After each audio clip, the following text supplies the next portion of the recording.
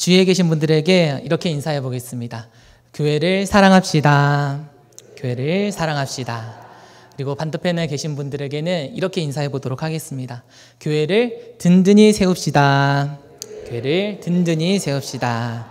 아멘. 이 시간 바울의 눈물의 편지라는 제목으로 하나님의 말씀을 전하겠습니다.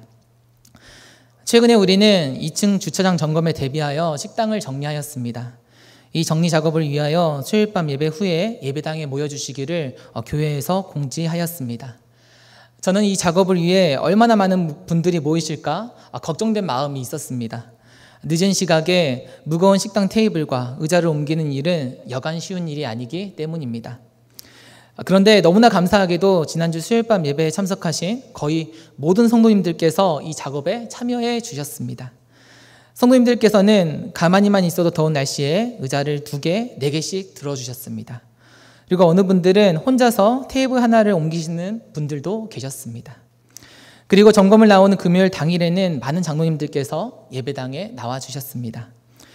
교회가 혹시나 세상으로부터 질타를 받진 않을까 걱정하는 마음에서 우리 성도님들께서 팔을 걷어 붙여주시고 우리 장로님들께서는 바쁜 일과를 잠시 내려놓으시고 한 걸음에 예배당에 달려나와 주신 것입니다. 저는 지난주를 보내면서 교회를 향한 우리 성도님들의 사랑을 느낄 수 있었습니다. 힘들고 번거로운 작업을 마다하지 않은 우리 성도님들의 모습 속에서 교회를 향한 성도님들의 사랑을 가늠할 수 있었습니다. 이렇듯 우리는 어떤 행사를 준비하고 진행함으로 교회를 향한 사랑을 나타내 보일 수 있고 또한 교회를 향한 우리의 사랑을 더욱 키울 수 있습니다. 그리고 무엇보다 우리는 하나님의 말씀을 묵상함으로 교회를 향한 우리의 사랑을 키워 나갈 수 있습니다. 하나님의 말씀인 성경은 교회를 향한 하나님의 러브레터이기 때문입니다. 오늘 말씀을 통하여 우리 교회를 향한 하나님의 마음을 깨닫게 되기를 소망합니다. 하나님의 마음이 우리의 마음이 되어 우리 교회를 더욱더 사랑할 수 있기를 간절히 소망합니다. 앞서 고린도후서 1장 24절 말씀에서 바울은 고린도 교회의 기쁨을 돕는 자가 되고자 함을 말한 바 있습니다. 자, 고린도후서 1장 24절 말씀입니다. 우리가 너희 믿음을 주관하려는 것이 아니요 오직 너희 기쁨을 돕는 자가 되려 함이니 이는 너희가 믿음에 섰음이라. 아멘.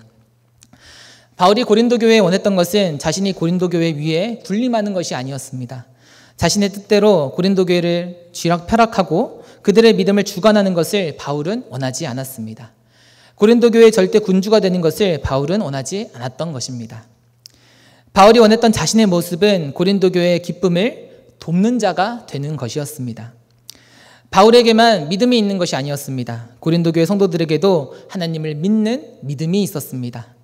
그러므로 그들의 믿음으로 하나님 앞에 바로 설 수 있을 거라 바울은 믿었습니다. 고린도전서에서 언급한 우상의 제물을 먹는 문제, 선만찬 문제, 부활 문제, 음행의 문제 등을 그들 스스로 분별하고 시정할 수 있을 거라 바울은 생각했던 것입니다. 그래서 바울은 고린도 교회가 믿음 위에 서 있을 것으로 기대하며 고린도 교회를 방문합니다. 그러나 아쉽게도 바울의 이 기대는 산산조각 나버리고 맙니다. 본문 1절 말씀을 다 함께 읽어보시겠습니다. 시작. 내가 다시는 너희에게 근심 중에 나아가지 아니하기로 스스로 결심하였노니. 아멘. 바울은 기쁨과 대조되는 근심이라는 표현을 본문 1절 말씀에서 사용합니다. 바울은 고린도 교회의 기쁨을 도울 수 없었습니다. 그리고 자신 또한 고린도 교회로부터 기쁨을 얻을 수 없었습니다. 바울이 고린도 교회에 방문한 것은 오히려 그에게 큰 근심을 안겨주었습니다. 그렇다면 고린도 교회를 방문한 바울은 왜 근심을 얻게 된 것입니까? 바울은 왜 다시는 근심 중에 고린도 교회를 방문하지 않겠노라 결심했던 것입니까? 왜냐하면 고린도 교회의 문제점이 전혀 시정되지 않고 있고 고린도 교회 성도들은 전혀 변화되지 않았기 때문입니다. 여전히 고린도 교회에는 바울파, 아볼로파, 게바파, 그리스도파로 분열되어 있었습니다. 세상에서나 볼 법한 음행의 문제가 고린도 교회 안에서 사라지지 않고 그대로 있었던 상태였습니다. 이러한 이유로 인하여 이번 고린도로의 방문은 서로에게 기쁨이 아닌 서로에게 쓰라린 상처만 남긴 만남이었던 것입니다. 고린도 교회는 바울의 기쁨이었습니다. 성장하는 고린도 교회를 보면 그는 목회자로서 또한 한 사람의 주님의 자녀로서 뿌듯함을 느꼈습니다. 그런데 만약 그들을 또 방문하여 그들을 근심하게 한다면 바울의 이 기쁨은 사라지고 말 것입니다. 본문 2절 말씀입니다. 내가 너희를 근심하게 한다면 내가 근심하게 한 자밖에 나를 기쁘게 할 자가 누구냐.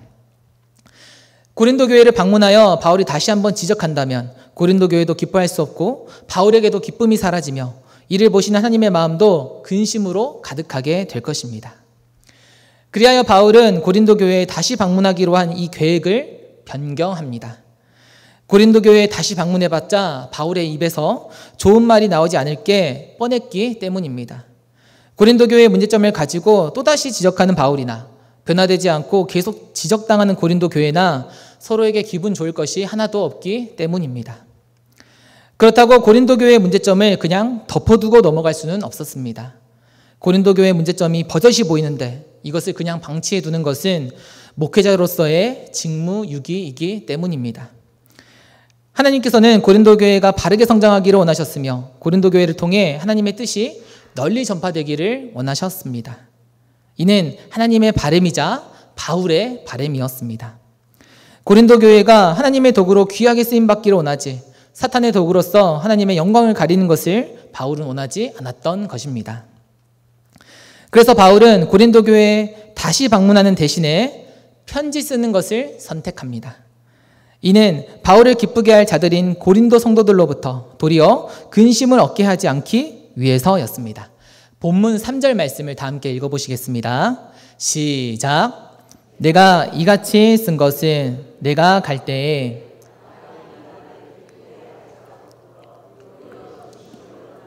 염려함이요 또 너희 모두에 대한 나의 기쁨이 너희 모두의 기쁨인 줄 확신함이로라. 아멘.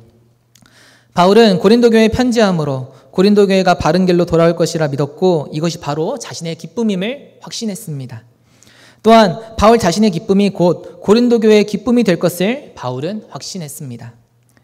왜냐하면 고린도 교회가 바른 길로 걸어가는 것은 교회의 머리 되시는 예수님께서 기뻐하시는 뜻임을 바울은 굳게 믿었기 때문입니다.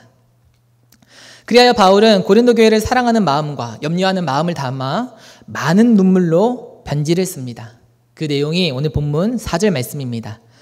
내가 마음에 큰 눌림과 걱정이 있어 많은 눈물로 너희에게 썼노니 이는 너희로 근심하게 하려 한 것이 아니요 오직 내가 너희를 향하여 넘치는 사랑이 있음을 너희로 알게 하려 함이라.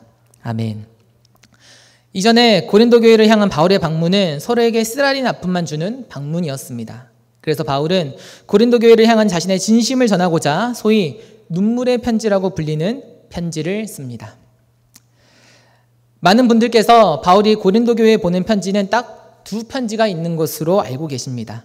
바울이 고린도 교회에 보낸 편지로는 고린도 전서와 고린도 후서 이렇게 총 두 개가 있다고 생각하십니다.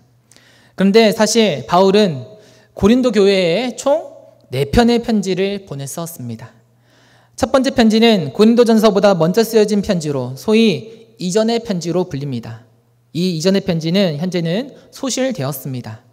그러나 고린도전서 5장 9절 말씀을 통해 이 편지에 음행한 자들과 사귀지 말라는 내용이 있었다는 것은 우리는 추측할 수 있습니다. 그리고 고린도 교회의 두 번째로 보는 편지가 우리가 익히 알고 있는 고린도전서입니다. 그 다음 고린도 교회를 방문하고 나서 바울이 세 번째로 쓴 편지가 바로 본문 3절에서 언급된 눈물의 편지입니다. 앞서 말씀드렸듯이 고린도전서를 통하여 바울은 고린도 교회 안에 있는 문제점들을 지적하였습니다. 그러나 바울이 고린도전서를 보낸 후 고린도 교회를 방문했을 때 그 문제점들은 전혀 시정되지 않은 상태였습니다. 따라서 고린도 교회를 방문한 것은 바울에게는 너무나도 쓰라린 방문이었습니다. 쓰라린 방문은 바울은 많은 눈물을 흘리며 눈물의 편지를 기록합니다. 이것은 고린도 교회 성도들을 근심하게 하려고 쓴 것이 결코 아니었습니다. 오히려 바울이 고린도 교회를 얼마나 사랑하는지 알게 하려는 데 그 목적이 있었습니다. 바울은 이 편지가 얼마 동안은 고린도 교인들을 아프게 할 것을 잘 알고 있었습니다. 하지만 마침내 고린도 교인들이 자신의 마음을 이해하게 되리라 바울은 확신했습니다.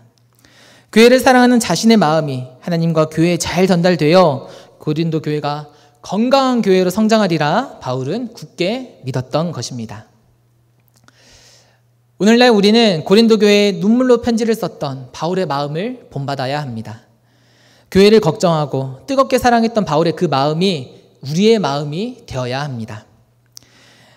교회를 위해 걱정하고 교회를 위해 눈물 흘리는 성도님들의 숫자가 점점 줄어들고 있다는 것이 오늘날의 현실입니다. 예배당으로 향하는 발걸음이 줄어들고 있음에도 우리에게는 안타까운 마음이 없습니다. 다음 세대의 씨가 마르고 있는데도 우리의 마음은 평안합니다. 다음 세대가 하나님을 믿든 안 믿든 어쨌든 우리 세대는 하나님 믿고 잘 지내고 있기에 다음 세대를 향해 걱정하는 마음이 없습니다. 이번 주에 원로 목사님께서 말씀하신 것처럼 우리 한국교회가 종교다원주의와 동성애의 길로 빠지고 있음에도 불구하고 우리의 눈에는 눈물이 나오지 않습니다.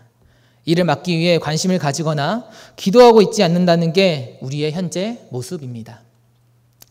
반면에 사도 바울은 고린도 교회를 위하여 눈물을 흘리며 기도하고 편지를 썼습니다. 사실 고린도 교회의 주인은 바울이 아닙니다. 고린도 교회는 바울의 것이 아닙니다. 그렇기에 고린도 교회를 심히 걱정하는 바울의 모습을 보고는 누구는 자기 것도 아닌데 오지랖도 참 넓다고 말할 수 있습니다. 고린도 교회를 위해 4번이나 편지를 쓰는 바울을 보고는 누군가는 적당히만 하라고 말할 수도 있습니다. 그까지 교회 하나 위해서 굳이 그렇게까지 고생하고 눈물 흘리며 마음 아파할 필요 있냐고 누군가는 핀잔을 줄지도 모릅니다. 그럼 바울이 굳이 이렇게까지 고린도 교회를 위하여 걱정했던 이유는 무엇입니까? 고린도 교회의 문제를 바라본 바울이 교회를 위하여 눈물까지 흘렸던 이유는 도대체 무엇입니까? 그건 바로 바울에게 예수님의 마음이 있었기 때문입니다. 교회가 바른 길로 나아갈 때 기뻐하시는 예수님의 마음이, 또 교회가 격들로 향할 때는 근심하시는 예수님의 마음이 바울에게 있었기 때문입니다. 예수님께서 기뻐하실 때 바울 역시 기뻐하고 예수님께서 근심하실 때 바울에게도 근심하는 마음이 있었기에 바울은 고린도 교회를 포기할 수 없었던 것입니다. 사랑하는 여러분, 우리에게도 바울의 마음이 있어지기를, 우리에게 예수님의 마음이 있어지기를 간절히 소망합니다. 우리는 예수님이 그러하셨던 것처럼, 바울이 그러했던 것처럼 교회를 든든히 세워나가야 합니다. 교회의 바른 성장이 예수님의 기쁨이고 또 예수님의 머리로 한 교회와 성도의 기쁨이기 때문입니다. 교회를 세워나가는 일에는 고통이 따를 수 있습니다. 문제를 외면하면 마음이 평안할지 모릅니다. 사람들로부터 싫은 소리 들을 필요도 없습니다. 굳이 힘들게 기도할 필요 없습니다. 반면에 문제에 직접 부딪히고 문제를 해결하기 위해서는 고통이 따릅니다. 형제로부터 유별나다는 소리를 듣습니다. 형제로부터 너만 하나님 믿느냐는 핀잔을 듣게 됩니다. 그럼에도 불구하고 오늘 본문 속 바울처럼 우리는 교회를 위하여 눈물 흘리기를 멈추지 말아야 합니다. 교회의 근심은 하나님의 근심이며 이것은 곧 우리 성도 개개인의 근심이기도 하기 때문입니다. 교회의 문제와 근심은 결국 하나님을 기쁘시게 하지 못하며 또한 우리 성도에게도 결코 영적인 유익을 끼치지 못합니다. 그것은 어느 모양으로든 교회를 쇠퇴시킬 것이며 또한 우리 성도의 마음과 믿음도 쇠퇴시킬 것입니다. 사랑하는 여러분, 교회를 더욱 사랑하는 우리가 되기를 소망합니다. 교회를 위하여 눈물 흘리는 우리가 되기를 소망합니다. 교회가 바르게 성장하는 데 일조하고 기도할 때 교회를 통하여 영적인 힘을 공급받을 수 있음을 믿으시기 바랍니다. 예수님을 기쁘시게 하고 우리 역시 예수님의 기쁨에 동참할 수 있기를 간절히 소망합니다. 고린도 교회 안에 있는 여러 문제점들은 하나님과 바울을 근심케 했습니다. 특히나 고린도 교회 한 사람이 바울을 심히 근심하게 만들었습니다. 바울을 근심케 한 그는 불의를 행하던 사람이라고 고린도후서 7장 12절 말씀은 기록합니다. 고린도후서 7장 12절 말씀을 제가 읽어보겠습니다. 그런즉 내가 너희에게 쓴 것은 그 불의를 행한 자를 위한 것도 아니요 그 불의를 당한 자를 위한 것도 아니요 오직 우리를 위한 너희의 간절함이 하나님 앞에서 너희에게 나타나게 하려 함이로라. 아멘. 그런데 이 사람이 구체적으로 어떤 불의를 행하였는지에 대하여 해석자들 사이에서 논쟁이 되고 있습니다. 예를 들면 그 사람은 바울의 사도권을 부인함으로 바울을 근심케 했을 수도 있습니다. 바울은 사도가 아니라고 우리 고린도 교회는 바울의 권면 따위는 귀담아 들을 필요 전혀 없다고 말했을 수 있습니다. 아니면 교회 내 파당을 만들어 교회를 분열하게 만들던 사람일 수도 있습니다. 그리고 음행의 문제와 같은 도덕적인 범죄를 저지름으로 교회의 분위기를 어수선하게 했을 가능성도 배제할 수 없습니다. 그의 불의한 행동이 어떤 것이었는지는 딱 잘라 말할 수 없습니다. 그의 불의한 행동이 고의적인 행동이었는지 아니면 우발적인 행동이었는지도 우리는 파악할 수 없습니다. 하지만 확실한 것은 그의 불의한 행동은 바울뿐만 아니라 고린도 교회 성도들 모두를 근심하게 만들었다는 것입니다. 오늘 본문 5절 말씀을 다 함께 읽어보시겠습니다. 시작. 근심하게 한 자가 있었을지라도 나를 근심하게 한 것이 아니요 어느 정도 너희 모두를 근심하게 한 것이니 어느 정도라 함은 내가 너무 지나치게 말하지 아니하려 함이라. 아멘. 여기서 어느 정도라 함은 직접적으로 공격을 받은 바울에 비하면 다소 약화된 근심이었음을 의미합니다. 이 불의를 행하는 사람으로 말미암아 바울만큼은 아니어도 모든 고린도 교회 성도들이 근심하게 되었고 피해를 입게 되었습니다. 그렇지만 바울은 그 근심하게 한 자의 잘못을 확대시키지 않으려고 노력합니다. 어느 정도라는 완화된 표현을 사용하므로 바울은 그 근심하게 한 자를 배려한 것입니다. 하지만 그렇다고 해서 그의 행동을 정당화시킬 수는 없었습니다. 바울은 그 사람이 징계를 받는 것이 맞다고 생각하였고 고린도 교회는 바울의 가르침에 따라서 그 사람을 징계하였습니다. 본문 6절 말씀을 보면 이러한 사람은 많은 사람에게서 벌받는 것이 마땅하도다라고 기록하고 있습니다. 근심하게 한 자는 이미 징계를 받았습니다. 바울은 그가 지금까지 받은 벌로 충분하다고 말합니다. 그러므로 이제는 그를 용서하고 위로할 것을 고린도 교회에 권면합니다. 본문 7절 말씀입니다. 그런즉 너희는 차라리 그를 용서하고 위로할 것이니 그가 너무 많은 근심에 잠길까 두려워하노라. 아멘. 본문 5절 말씀에서 바울은 자신을 근심케 한 자의 불의를 어느 정도라고 표현합니다. 그가 저지른 불의를 크게 문제 삼지 않기 위하여 바울은 많이는 아니고 어느 정도 적당히라는 표현을 사용했습니다. 완화된 표현을 사용하여 그를 배려하였던 바울은 더 나아가 그를 용서하고 위로하라고 방금 읽은 본문 7절 말씀에서 권면합니다. 그 불의를 행하던 자는 바울을 근심케 한 자였습니다. 그는 바울의 사도권에 도전하여 바울의 사역을 방해했을 것입니다. 아니면 도덕적인 문제를 일으켜 고린도 교회 분위기를 어지럽게 했을 수도 있습니다. 어찌됐든 어떠한 모양으로든 그는 바울과 교회에 해를 가하고 있었습니다. 그런데 바울은 그에게 필요한 징계만을 내릴 뿐 그를 험담하지 않았습니다. 오히려 바울은 교회의 분위기를 어수선하게 만든 그를 용서하고 위로하라고 말합니다. 바울은 왜 용서하고 위로하라고 말하는 것입니까? 첫째, 그가 너무 많은 근심에 잠겨 구원의 길에서 이탈할 수도 있기 때문입니다. 본문 7절 말씀을 다 함께 읽어보시겠습니다. 시작. 그런즉 너희는 차라리 그를 용서하고 위로할 것이니 그가 너무 많은 근심에 잠길까 두려워하노라. 아멘. 그가 아무리 불의를 행했다 할지라도 그 사람 역시 하나님의 자녀입니다. 그 사람 속에 연약함과 부족함이 있을지라도 그것으로 말미암아 구원의 길에서 이탈할 수는 없는 일입니다. 그의 불의로 인하여 혹여나 그가 시험에 들고 교회를 떠나며 하나님 곁을 떠날까 바울은 두려워했습니다. 그렇기에 바울은 교회를 근심케 하는 그 사람을 포기하지 않아야 하고 용서하며 위로할 것을 권면한 것입니다. 불의를 행한 그를 바울이 용서하라고 한 또 다른 이유는 무엇입니까? 둘째, 고린도 교회가 예수님의 말씀에 순종하는지 바울은 확인하고 싶었기 때문입니다. 본문 8절과 9절 말씀을 다 함께 읽어보시겠습니다. 시작. 그러므로 너희를 권하노니 사랑을 그들에게 나타내라. 너희가 범사에 순종하는지 그 증거를 알고자 하여 내가 이것을 너희에게 썼노라. 아멘. 바울은 고린도 교회가 범사에 예수님의 말씀에 순종하는 단계에 이르렀는지 확인하고 싶었습니다. 여기서 범사에라고 함은 위기와 교회의 고통의 시간을 모두 포함하는 용어입니다.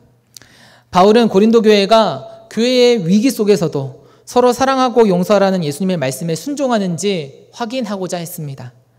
그리고 만일 아직은 이 단계에 이르지 못한다 하더라도 이 교회의 위기를 통해 예수님의 말씀에 범사에 순종하는 단계에 이르기를 바울은 간절히 원했습니다.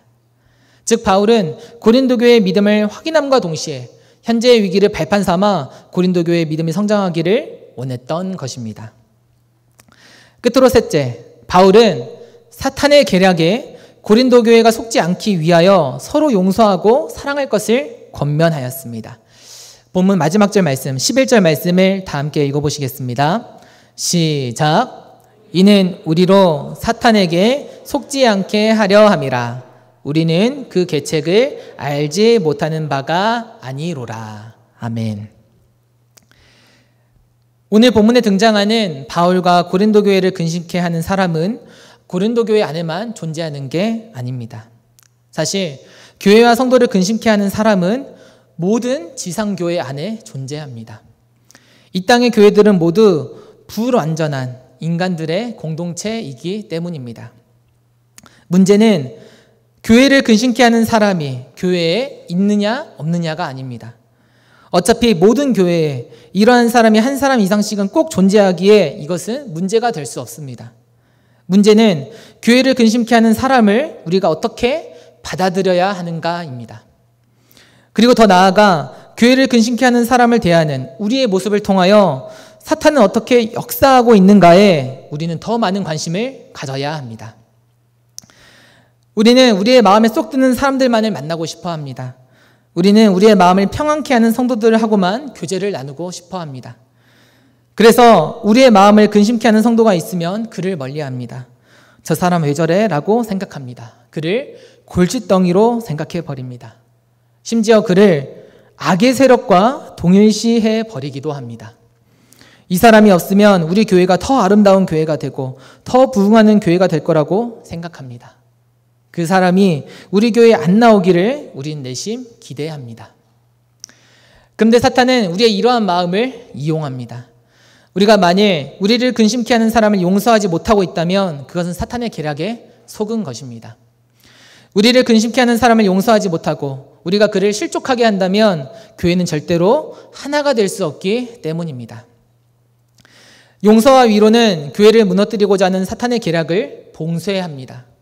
반면에 미움과 정죄는 교회를 무너뜨리고자 하는 사탄의 계략을 촉진시킵니다.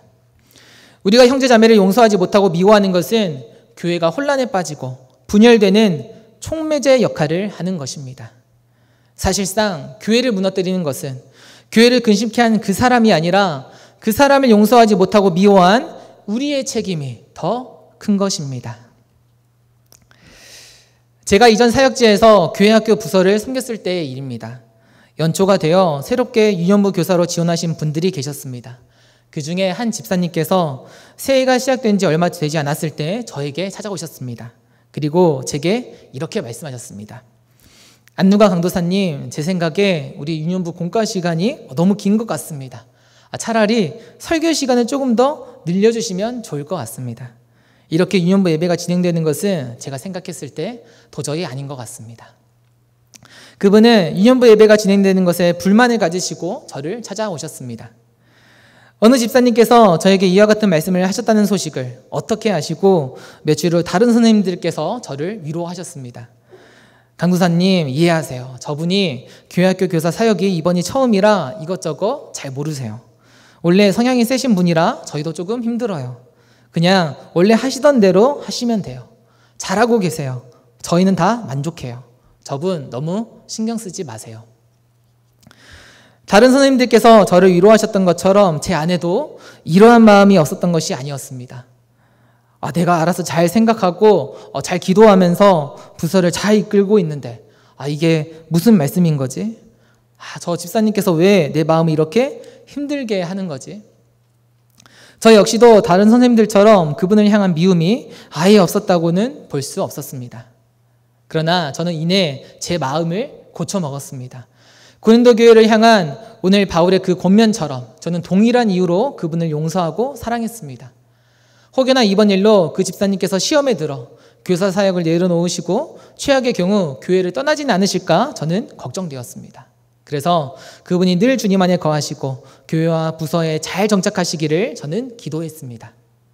그리고 단지 입으로만 예수님의 사랑을 전하는 사람이 아닌 예수님의 사랑을 삶에서 실천하는 사람이 되기 위하여 저는 그분의 연약함을 용서했습니다. 예배당에서 그분을 보면 저는 다른 분들을 대하는 것과 똑같이 밝은 표정으로 기쁜 마음으로 인사했습니다. 부서를 위한 건설적인 의견을 주셔서 너무나도 감사하다고 말씀드리며 그분의 마음이 위축되지 않도록 저는 노력했습니다. 또한 우리 인간의 마음을 사용하여 사탄이 역사하지 않도록 저는 기도했습니다. 저와 집사님과의 관계를 통하여 사탄이 틈타지는 않을까 저는 경계했습니다. 이로 말미암아 부서가 하나가 되지 못하고 분열되는 것을 경계하며 저는 주님 안에서 하나가 되는 우리 유년부가 되게 해주시라고 하나님께 기도했습니다. 용서하고 사랑하며 기도했더니 하나님께서 역사하셨습니다. 부서가 사분오열로 분열되는 것이 아니라 주님 안에서 하나가 되었습니다. 서로의 연약함을 이해하고 용서하는 것이 자연스레 부서의 문화로 자리 잡았습니다. 실수하는 사람이 있어도 절대 정죄하지 않고 너그럽게 용서했습니다. 기쁨이 넘치는 부서 분위기 때문에 선생님들께서 오랫동안 유년부 교사로 남으셨습니다. 다른 부서에서 유년부로 오시는 선생님들은 계셔도 유년부에서 다른 부서로 가시는 분들은 현저히 적었습니다. 무엇보다 하나님께서 저와 그 집사님의 관계를 적대 관계가 아니라 협력 관계로 빚어나가셨다는 것이 너무나도 놀랍고 감사했습니다. 저와 다른 시각을 가지신 그 집사님 덕분에 저는 다른 관점에서 예배를 바라보고 다른 관점에서 행사를 계획했습니다. 그리고 그 집사님께서 신앙의 궁금증을 갖고 오시면 저는 최대한 친절하게 자세하게 답변해 드렸습니다. 이렇게 서로 용서하고 사랑하며 협력하는 관계를 맺었더니 서로의 마음에 기쁨이 충만했습니다. 함께 사역을 하는 것이 너무나도 즐거웠습니다. 그리하여 제가 작년에 사임을 했을 때 그 집사님께서는 저를 위해 편지도 써주시고 함께 마지막 예배를 드리며 눈물도 흘려주셨습니다. 하나님께서는 교회를 무너뜨리고자 하는 사탄의 계략을 용서와 위로를 통하여 차단하시고 교회를 더욱 든든하게 세워주셨던 것입니다.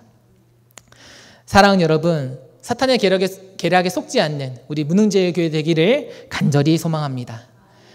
우리 무능제일교회가 바울의 권면을 받아들여 다음과 같은 교회가 되었으면 좋겠습니다. 형제 자매를 근심하게 하는 교회가 아니라 평안하게 하는 교회가 되길 원합니다. 교회 마당만 밟아도 성도의 얼굴만 바라보아도 마음이 평안해지고 위로를 얻는 교회가 되길 원합니다. 그리고 예수님의 말씀에 순종하여 예수님의 사랑을 실천하는 교회가 되길 원합니다.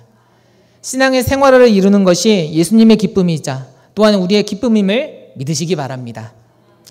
마지막으로 사탄의 계략을 간파하여 물리치는 교회, 영적으로 깨어있는 교회, 하나님 아버지께서 기뻐 받으시는 교회가 되기를 간절히 소망합니다. 평안하여 든든히 서가는 우리 무능제일교회 되기를 주님의 이름으로 축복합니다.